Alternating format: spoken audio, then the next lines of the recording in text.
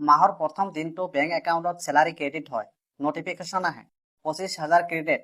সেই মুহূৰ্তত মনটো অলপ শান্ত হয়, ভাবো এবাৰ অলপ টকা জমা কৰিম, এইবাৰ অযথা খৰচ নকৰো।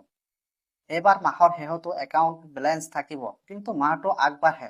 প্ৰথম সপ্তাহত বজাৰ, দ্বিতীয় সপ্তাহত অনলাইন শ্বপিং, তৃতীয় সপ্তাহত ৰেষ্টুৰেণ্ট, ট্ৰেভেল, ছাবস্ক্ৰিপশ্যন, আৰু মাহৰ শেষত বেংক বেলেঞ্চ চাবলৈ ভয় লাগে। চেলাৰী আহিছিল 25,000, কিন্তু এতিয়া একাউণ্টত আছে মাত্ৰ 800 টকা। আৰু তেতিয়াই এটা প্ৰশ্ন মনলৈ আহে, মোৰ টকা গ'ল কলৈ? যদি আপোনাৰ লগতো এনেকুৱা হয়, তেন্তে এই ভিডিঅ'টো আপোনাৰ বাবে। কাৰণ সমস্যাটো হয়তো আপোনাৰ চেলাৰী কম হোৱাৰ বাবে নহয়, সমস্যাটো হ'ব পাৰে আপোনাৰ মানি হেবিটছত। আজিৰ ভিডিঅ'ত আমি জানিম মাহৰ শেষত টকা নথকাৰ 7টা ডাঙৰ ভুল, আৰু আটাইতকৈ গুৰুত্বপূৰ্ণ কথা, এই ভুলবোৰ কেনেকৈ লাহে লাহে সলনি কৰিব পাৰি। এই সকলোবোৰ কথা এই ভিডিঅ'ত আজি আলোচনা কৰিম। ভিডিঅ'টো শেষলৈ চাই থাকিব, কাৰণ শেষত মই আপোনাক এনেকুৱা বোনাছ টিপছ দিম যিটো ব্যৱহাৰ কৰিলে আপুনি আপোনাৰ টকা খৰচ কম কৰিব পাৰিব, আপুনি সঞ্চয় কৰিব পাৰিব। তো বলক দেৰি নকৰাকৈ ভিডিঅ'টো আৰম্ভ কৰিম। ভিডিঅ'টি আৰম্ভ কৰাৰ আগতে আপুনি যদি মোৰ চেনেলত নতুন হয়, তেনেহ'লে চেনেলটি এতিয়াই ছাবস্ক্ৰাইব কৰি লওক, আৰু এনেধৰণৰ ভিডিঅ' চাবলৈ ভিডিঅ'টিত লাইক কৰিবলৈ নাপাহৰিব। তো বলক ভিডিঅ'টো আৰম্ভ কৰোঁ। প্ৰথম ভুল, বাজেট নকৰাকৈ চেলাৰী খৰচ কৰা। ধৰক আপোনাৰ মাহিলী ইনকাম 25,000 টকা, চেলাৰী একাউণ্টলৈ আহিল। আপুনি ভাবিলে 25,000 আছে, এতিয়া অলপ এনজয় কৰোঁ। কিন্তু এটা কথা মনত ৰাখক, যি টকাৰ কোনো প্লেন নাই, সেই টকাৰ এটা ডিষ্টেনশ্যন থাকে। যে বাজেট মানে নিজকে কষ্ট দিয়া নহয়, বাজেট মানে আপোনাৰ টকাক ক'ত যাব লাগে সেইটো আগতে ঠিক কৰা।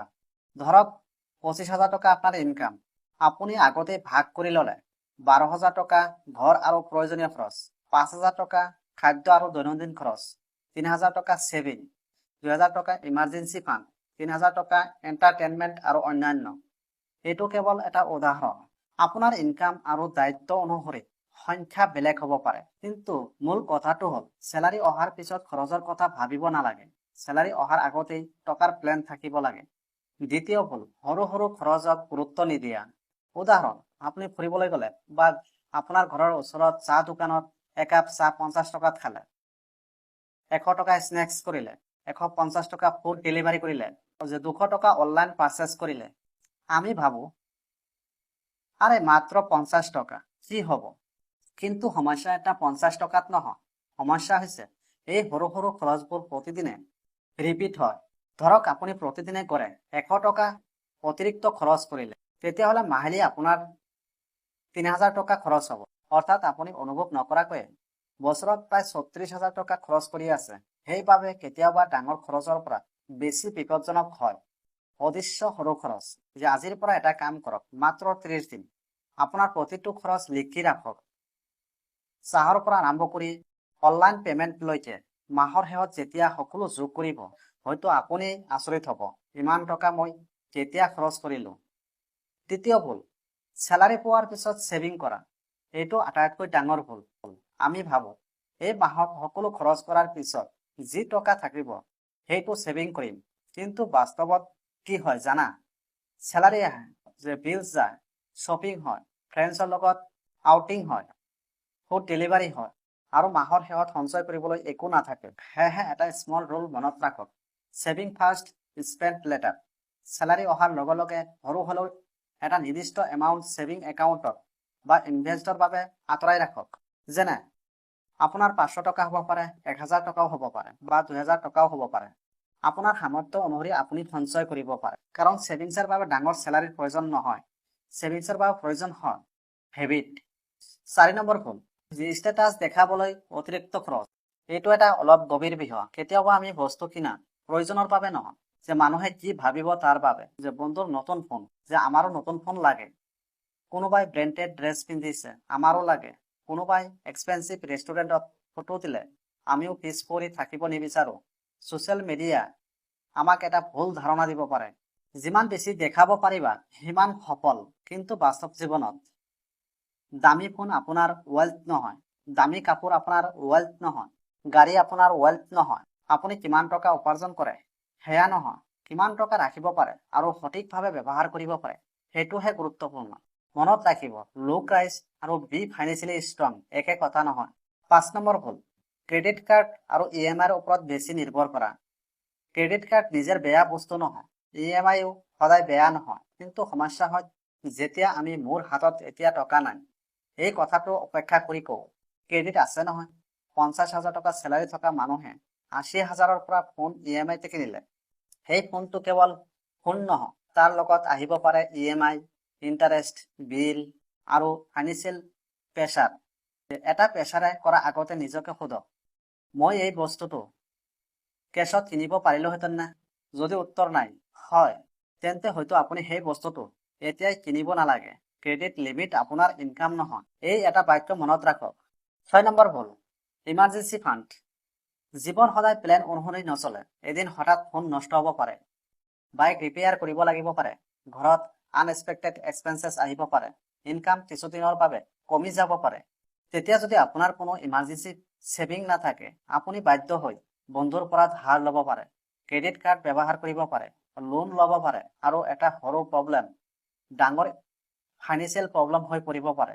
সেয়েহে লাহে লাহে ইমাৰ্জেঞ্চি ফাণ্ড বনোৱাৰ অভ্যাস কৰক। প্ৰথম লক্ষ্য হ'ব পাৰে 5,000 টকা, তাৰপিছত 10,000 টকা, তাৰপিছত নিজৰ প্ৰয়োজন অনুসৰি কেইবা মাহৰ বেছিক এক্সপেন্সেছ কভাৰ কৰিব পৰাকৈ ফাণ্ড কৰাৰ লক্ষ্য ৰাখক। মনত ৰাখিব, ইমাৰ্জেঞ্চি ফাণ্ডৰ কাম আপোনাক ধনী কৰা নহয়, ই আপোনাক বিপদৰ সময়ত ধাৰ কৰাৰ পৰা বচাব পাৰে।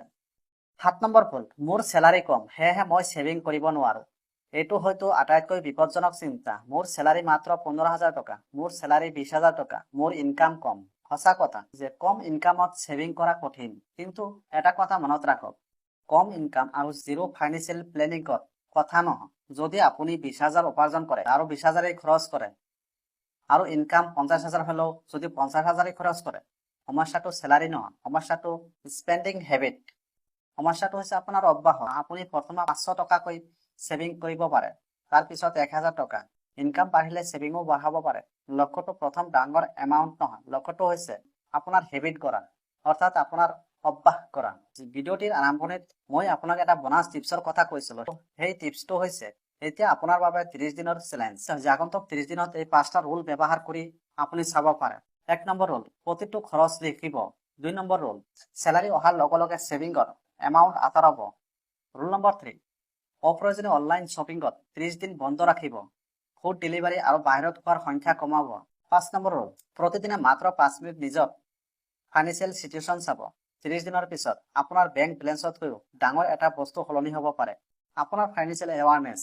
আপোনাৰ টকা আপোনাৰ স্বাধীনতা। টকা কেৱল এখন বেংক একাউণ্টৰ নাম্বাৰ নহয়, টকা মানে আপোনাৰ ইমাৰ্জেঞ্চিৰ সময়ত সাহস, আপোনাৰ পৰিয়ালৰ বাবে সিকিউৰিটি, ভৱিষ্যতৰ বাবে ফ্ৰীডম আৰু নিজৰ সিদ্ধান্ত নিজে ল'ব পৰা ক্ষমতা। কিন্তু সেই ফ্ৰীডম এদিনতে নাহে, ই আহে 100 টকাৰ সেভিংৰ পৰা, এটা অপ্ৰয়োজনীয় পাৰ্চেছ নকৰাৰ পৰা, এটা বাজেট বনোৱাৰ পৰা, এটা ক্ৰেডিট কাৰ্ড বিল সময়তে পৰিশোধ কৰাৰ পৰা, এটা ইমাৰ্জেঞ্চি ফাণ্ড গঢ়াৰ পৰা, আৰু আটাইতকৈ ডাঙৰ কথা, নিজৰ টকাৰ দায়িত্ব নিজে লোৱাৰ পৰা। আপুনি হয়তো আজি ধনী নহয়, কিন্তু আজি যদি আপোনাৰ ফাইনেন্সিয়েল হেবিট সলনি কৰে, তেন্তে আপোনাৰ কাইলৈ আজিৰ দৰে নাথাকিব পাৰে। গতিকে বন্ধুসকল, মাহৰ শেষত টকা নথকাৰ মূল 7টা ভুল আছে। বাজেট নকৰা, সৰু সৰু খৰচৰ গুৰুত্ব নিদিয়া, সেভিংটো শেষত কৰা, ষ্টেটাছ দেখিবলৈ অতিৰিক্ত খৰচ কৰা, ক্ৰেডিট কাৰ্ড আৰু EMIৰ ওপৰত অতিমাত্ৰা নিৰ্ভৰ কৰা, ইমাৰ্জেঞ্চি ফাণ্ড নথকা, মোৰ চেলাৰী কম বুলি ফাইনেন্সিয়েল প্লেনিং এৰি দিয়া। কিন্তু মনত ৰাখিব, আপোনাৰ ফাইনেন্সিয়েল লাইফ সলনি কৰিবলৈ লাখ লাখ টকাৰ প্ৰয়োজন নাই। প্ৰয়োজন এটা ভাল সিদ্ধান্ত, এটা ভাল হেবিট, আৰু সেই হেবিট প্ৰতিদিনে পালন কৰাৰ ডিচিপ্লিন। আজিৰ পৰা নিজৰ বেংক একাউণ্টটো কেৱল বেলেঞ্চ চাবলৈ ব্যৱহাৰ নকৰিব, নিজৰ ভৱিষ্যত চাবলৈ ব্যৱহাৰ কৰক। যদি ভিডিঅ'টো আপোনাৰ ভাল লাগিছে তেন্তে লাইক কৰক। আপোনাৰ কোনো বন্ধু বা পৰিয়ালৰ মানুহক যদি মাহৰ শেষত সদায় টকাৰ সমস্যাত পৰে, তেওঁলোকৰ লগত এই ভিডিঅ'টো শ্বেয়াৰ কৰক। আৰু এনেধৰণৰ সহজ SMS ফাইনেন্স আৰু মানি টিপছ পাবলৈ চেনেলটো ছাবস্ক্ৰাইব কৰিবলৈ নাপাহৰিব। মনত ৰাখিব, বেছি টকা উপাৰ্জন কৰাটো সফলতা নহয়, টকাক সঠিকভাৱে নিয়ন্ত্ৰণ কৰিব পৰাটোহে ফাইনেন্সিয়েল ফ্ৰীডমৰ প্ৰথম খোজ।